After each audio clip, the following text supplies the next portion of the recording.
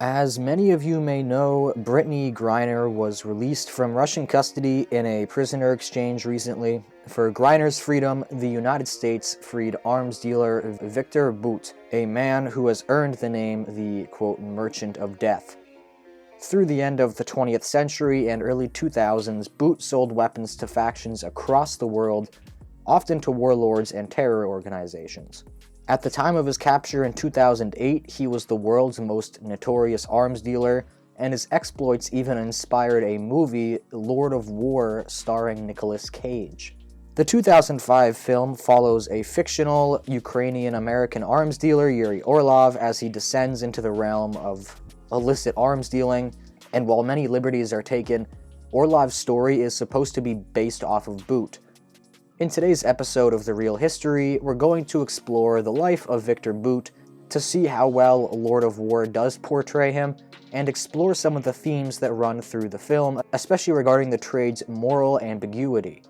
We'll get into that all right now, so remember to like, comment, and subscribe, and hit the notification bell for more content. That way you can hear videos where I am not sick recording them.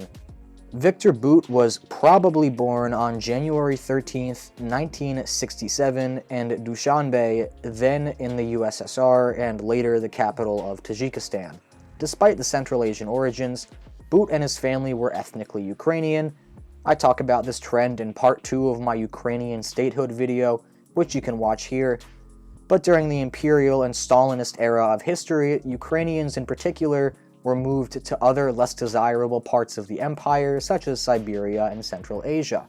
At some point in his early childhood, he joined the Soviet Air Force and attended their Military Institute of Foreign Languages. It was during this time in his life that Bout developed the skills to excel in the arms trade, learning the ins and outs of flying and aerial logistics, as well as learning many languages outside of his native Russian and Tajik, including English, French, Arabic, Portuguese, Persian, and Esperanto, which is a universal language I actually didn't know existed until I researched this. The specifics of Bout's involvement in the military is unknown, and it is possible that he may actually have worked for Russian intelligence at this time. Nonetheless, Bout's second life really begins in the late 1980s in a country the Soviets had a vested interest in, Angola. We won't go too deep into it today, but during the Cold War, Angola was another site of proxy conflict between the West and the Soviets. After the Portuguese left the country in 1975, three main factions fought for power, with the well-supported MPLA communist forces seizing the capital. One of these other factions, UNITA, was supported by South Africa, and foreign powers came to their aid, but the Cuban military came to aid the MPLA, and they controlled the country within 2 years. Things died down for a bit, but UNITA guerrilla forces began to receive military aid from the US in 1985, greatly improving their effectiveness. This in turn forced the communists to escalate, and full-scale conflict reignited, with South African forces once again aiding UNITA in 1987. It was about this time that Bout comes into the picture. Bout may have been working for the UN or for the Soviets here as a translator and or military advisor. But during this time, he began to traffic weapons to the MPLA and surprisingly the UNITA rebels as well. During this time, Bout also worked in Mozambique, which was having its own civil war under similar circumstances to Angola, with a Marxist regime fighting off Western-backed guerrillas in neighboring countries. Who Bout was operating for is unclear during this time. Perhaps the Soviets were okay with him playing both sides, maybe that was his own call, but either way, this was where he started arms dealing. Additionally, Viktor learned Xhosa and Zulu languages, further expanding his ability to do business in Africa. It's also around this time that he met his wife, Alla Vladimirovna, who was a model and artist. Things seem to have been going well for Bout, now in his early 20s, he was pretty young when he started. But at the end of 1991, things changed. The Soviet Union fell, and Bout was left without a job in the military. Yet somehow, he was able to relatively quickly procure a small fleet of cargo planes. There is much speculation about how this happened, with some saying that Bout was working with Russian intelligence, who funded him to help influence world politics in the next era of history. Through the 1990s, Bout's fleet grew, and he used multiple front companies to launder his money and cover for the rather conspicuous fleet. Over the next decade, the core of smuggling planes would expand to about 60, and some of his companies, like Aircess, founded in 1995, would perform legitimate shipping services to the UN, US, and France. A contact in the UAE's free trade zone further enabled his ability to sell and ship weapons across the world. Of course, the primary task of these planes was to traffic illegal weapons. With the fall of the USSR, billions of dollars worth of weaponry, ranging from rifles and ammo to attack helicopters and tanks, went up for the taking. Military leaders took bribes left and right, armories were even opened up to the public, and Russian mobsters advertised nuclear submarines on the black market. It was absolutely nuts, and this massive failure in arms control was just what Bout and other traffickers needed.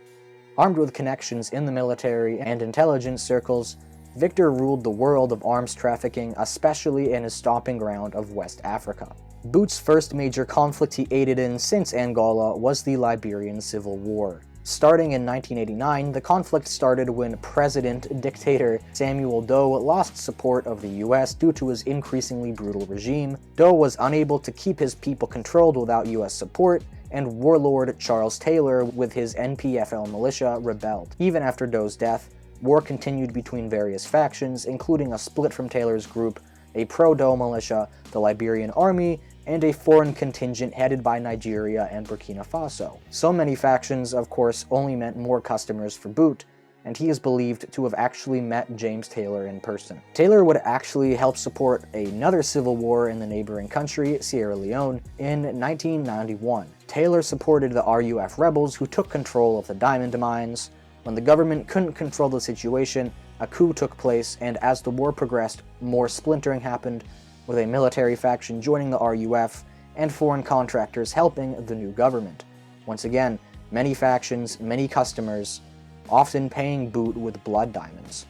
Further east, Bout supplied weapons during the Second Congo War. This one is even more complex and deserves a video of its own, but long story kinda short. The newly minted president of the Congo, Laurent Kabila, had promised democracy and economic revitalization after the previous dictator had been pushed out by Eastern rebels.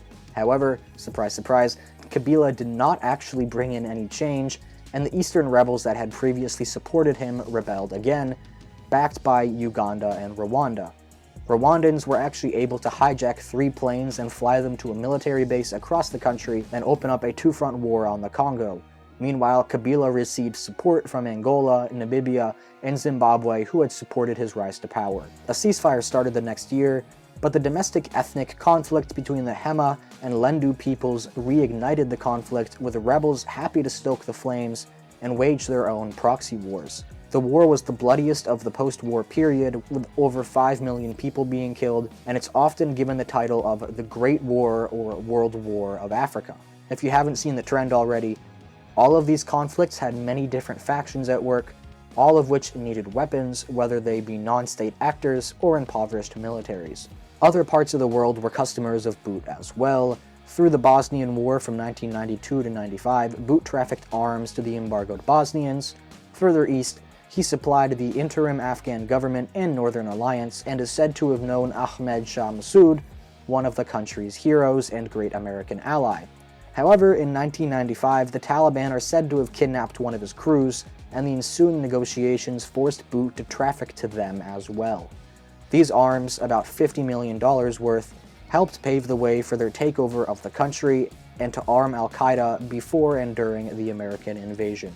Smaller, less documented actions of Bout took place as well. From 96 to 98, Bout trafficked weapons from Bulgaria to Togo, a relatively stable dictatorship at the time. In 2002, he is thought to have supplied surface-to-air missiles used in a terror attack in Kenya. At the same time, he had a network of sales in Libya under the nose of Muammar Gaddafi. By 2006, Bout is said to have supplied the ICU Islamist government in Somalia, and to have met with Hezbollah in the run-up to the Israel-Lebanon war. These claims are disputed, however, but law enforcement had kept their eye on him, and in a 2000 speech to the English Parliament, Bout was dubbed the Merchant of Death, and he became restricted in his ability to move, staying in Russia for most of the 21st century. Bout also tried to launch a PR campaign to clear his name, but that was not very effective. The War on Terror and his connections to its participants only boosted him on the wanted list, but that didn't stop his company from being contracted by the US to ship weapons to the Iraqi government. How this happened is still unknown, and it's possible that the military simply didn't know what was going on. In 2005, the US realized that it was missing 110,000 AKMs and 80,000 pistols, and it's likely that Bout's company played a role in redirecting these arms elsewhere. Bout was finally caught in 2008 when the American DEA concocted a sting operation to lure him out of Russia. Posing as Colombian FARC, a rebel group who played a major role in the drug trade, Bout was asked if he could supply surface-to-air missiles, and he obliged. Initially set for Romania, the meeting was moved to Thailand after Bout struggled to obtain a visa, and at the meeting with the undercover agent, he is said to have bragged about working with the Russian government and being enthusiastic about killing Americans with his weapons. Whether he was truthful when he said this or just talking it up to impress his clients is of course a matter of interpretation. He was then apprehended, and in 2010 he was extradited to the US despite the protests of Russia. The arms dealer did nothing to defend himself from the charge, a move that is thought by many to signify he did not want to expose evidence of ties with Russian intelligence. Bout was sentenced to a 25-year sentence for release in 2033, though that was later amended to 2029. The only thing keeping him from a longer sentence is that they couldn't get him on anything outside of the actual sting operation. But in 2022, he was freed in a prisoner exchange for Brittany Griner, an American WNBA basketball player, and joined the Russian LDPR quote-unquote ultranationalist party, as well as saying he'd volunteer to fight for Russia in Ukraine. So now that we've had a look at Bout and his operations, let's compare that to Lord of War and its fictional protagonist, Yuri Orlov. Keep in mind that while this is heavily based off of Bout, Yuri is still fictional, so I won't be judging the movie too hard for realism, more so just picking out what parts of the movie are inspired by Bout and leaving out most of the inconsistencies. Also, spoilers for Lord of War if you have not seen it. Let's start with the men themselves. Both Yuri and Viktor have Ukrainian heritage, and both lived outside of Ukraine, although past that the similarities of origin stop. We know very little about Bout's family, although his older brother Sergei operates his own shipping company and may have worked with Bout in the past. That of course vaguely parallels Yuri's brother in the movie. Probably the most specific similarity is that both Bout and Orlov have a wife who is a model and artist, and their names are similar as well, Alla and Ava. Moving to the trade, both men get their start in the early 1980s, although Orlov begins in 1984 in Lebanon after the US evacuation, and Bout was working with the Soviets in Angola a few years later. Both men became the kings of their trade with the fall of the Soviet Union, where they were able to pilfer weapons from the armories. Afghanistan is another parallel, although Yuri was bringing them guns during the Soviet-Afghan War, while Bout was doing so later on during the Afghan Civil War and American invasion. There's that quip in Lord of War about how he didn't sell to bin Laden, and later on Bout would ardently claim that he never supported the Taliban. This was part of his PR campaign, just trying to show he wasn't connected to terrorism. The connection with Colombia is accurate as well, although the details are totally off, as Bout isn't thought to have ever been to Colombia or received cocaine as payment or gotten shot. It was just how they stung him, and it was fake Colombian people. Both men also frequented Africa, and as Orlov says in the movie, his main place of business was Liberia. Similarly, Bout's Air Cess company was based out of that African nation. Orlov is portrayed as being acquaintances with one of the country's warlords, Andre Baptiste, and his son of the same name. Near the end of the movie, the successful Liberian regime then starts supplying the RUF militia, who pays Orlov in diamonds. Baptiste, of course, is a fictionalized version of Charles Taylor, although Bout's real-life connection with him may be accurate, albeit less dramatized. The RUF, unlike Baptiste, was also real and operated in Sierra Leone, and they were supported by Taylor's Liberia, and they often paid with diamonds, so that's a pretty accurate part of the movie as well. Talking about their distribution processes, both men were very good at covering their trails and remaining outside of the law's reach. The authorities in both cases were aware of the men's endeavors, but could not prove it for a while.